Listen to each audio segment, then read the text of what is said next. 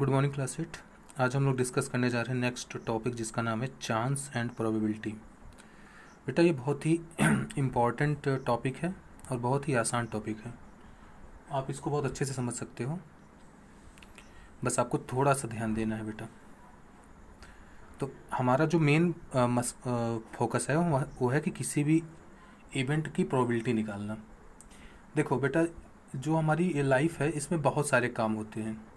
कुछ काम ऐसे होते हैं जो रेगुलर बेसिस पे होते हैं, कुछ काम ऐसे होते हैं जो हो भी सकते हैं नहीं भी हो सकते हैं, और कुछ काम ऐसे होते हैं जो कभी भी नहीं होते हैं, जिनको इम्पॉसिबल बोलते हैं। तो बेटा जैसे सपोज मैं बोलूँ कि आज बारिश हो सकती है, तो ये जो काम है ये हो सकता है हो और हो सकता है ना भी हो। तो इसकी जो प्रोबेबिलिटी होगी वो 0 से 1 के बीच में होगी। ठीक। और एक सेकंड में स्टेटमेंट बोल रहा हूँ, उसको ध्यान से सुनो।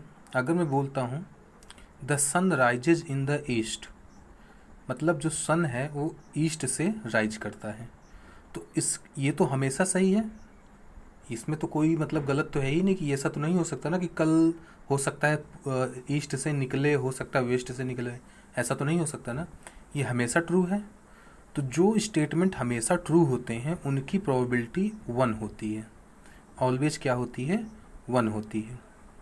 और तीसरे स्टेटमेंट वो होते हैं जो हमेशा फॉल्स होते हैं, जो कभी सत्य हो ही नहीं सकते, ट्रू नहीं हो सकते। जैसे मैं बोलूँ the sun rises in the west, क्या वेस्ट से कभी सन निकल सकता है? कभी भी नहीं निकल सकता।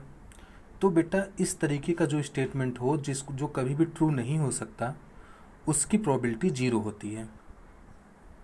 तो ये 3 बातें याद रखना। कुछ काम ऐसे होते हैं जो 0 से 1 के बीच में लाई करती है प्रोबेबिलिटी, कुछ काम ऐसे होते हैं जिनकी प्रोबेबिलिटी 1 होती है, जो हमेशा ट्रू होते हैं, और कुछ काम ऐसे होते हैं जो कभी भी नहीं हो सकते, इसलिए उनकी प्रोबेबिलिटी 0 हो जाती है।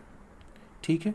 तो हमारा जो चैप्टर है वो सेकंड स्टेटमेंट पे लाई करता है, मतलब जिनकी प्रोबेबिलिटी 0 से 1 के बीच में होती है, हमें वो सारे केसेस को डिस्कस करने हैं। ठीक है। तो पहले मैं बात करता हूँ कि प्रोबेबिलिटी की डेफिनीशन क्या है।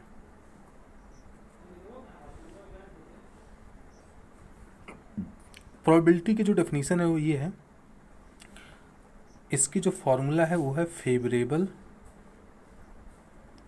Favourable outcome divide by total outcome.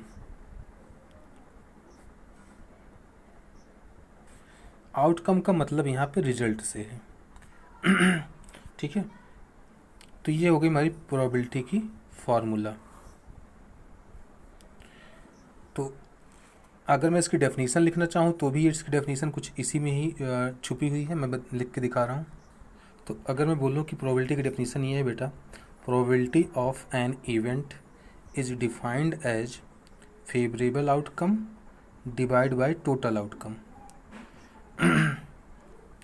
अब मैं कुछ बातें ऐसे लिखूंगा जो आपको याद रखनी है, जनरली वो क्वेश्चन सीधे सीधे पूछ लिए जाते हैं। तो मैं लिख रहा हूँ, ध्यान से देखो। ओके बेटा, मैं जो बातें लिखी हैं उसको ध्यान से देखो। लिखा हुआ है the probability of universal truth is 1। मैंने बताया था जो यूनिवर्सल ट्रूथ होते हैं, जैसे the sun rises in the east, तो इसकी प्रोबेबिलिटी हमेशा क्या होगी, 1 होगी। सेकंड मैंने स्टेटमेंट लिखा है the probability of impossible statement is 0। जो भी इम्पॉसिबल स्टेटमेंट हैं, जैसे the sun rises in the west, है ना, तो इसकी प्रोबेबिलिटी क्या होगी, 0 होगी। अगर मैं बोलूँ कि 2 + 2 = 5, तो ये भी तो एक इम्पॉसिबल स्टेटमेंट है, तो इसकी प्रोबेबिलिटी क्या होगी, 0 होगी, है ना। तो ऐसे बहुत सारे आपको स्टेटमेंट्स मिल जाएंगे जो इम्पॉसिबल हैं, तो उनकी प्रोबेबिलिटी क्या होगी, 0 होगी। और थर्ड ये है कि generally the probability lies between 0 and 1। हमें जो पढ़ना है प्रोबेबिलिटी के बारे में, उसकी वैल्यू 0 से 1 के बीच में लाई करती है। तो ये तो हो गई बेसिक बातें। अब आते हैं हमारे सिलेबस पे। हमारा सिलेबस क्या है, इसको अब हम लोग देखेंगे। हमें 2 चीज़ें डिस्कस करनी है, एक तो कॉइन को, पहला है कॉइन और दूसरा है डाई। अगर आप लोगों ने, हालांकि कॉइन तो देखा ही है आप लोगों ने, डाई जो है आप लोगों ने देखा है, आप लोग लूडो खेलते हो, लूडो में जो पासा आप लोग फेंकते हो उसको डाई बोलते हैं इंग्लिश में। तो मैं एक एक करके दोनों को डिस्कस करूँगा। हमें जब क्वेश्चन मिलता है कॉइन से रिलेटेड तो हमारे पास पहला क्वेश्चन ये आना चाहिए कि कॉइन जब फेंका जाता है तो उस पर या तो हेड आएगा या तो टेल आएगा। ठीक, अब ये सोचो कि अगर मैं बात करूं कि टोटल केस, तो टोटल केस की अगर मैं बात करूं कॉइन में, टोटल आउटकम भी बोल सकता हूं मैं, तो टोटल आउटकम में या तो हेड आ सकता है या तो टेल आ सकता है। तो अगर मैं बोलूं कि कितना केस हो गया तो केवल इसमें 2 ही केस हैं, तो केस कितने हो गए बेटा? 2। तो कॉइन का जब भी कोई केस आएगा तो उसमें जो टोटल आउटकम होगा वो ऑलवेज क्या होगा? 2 होगा। ठीक है, आते हैं डाई पे।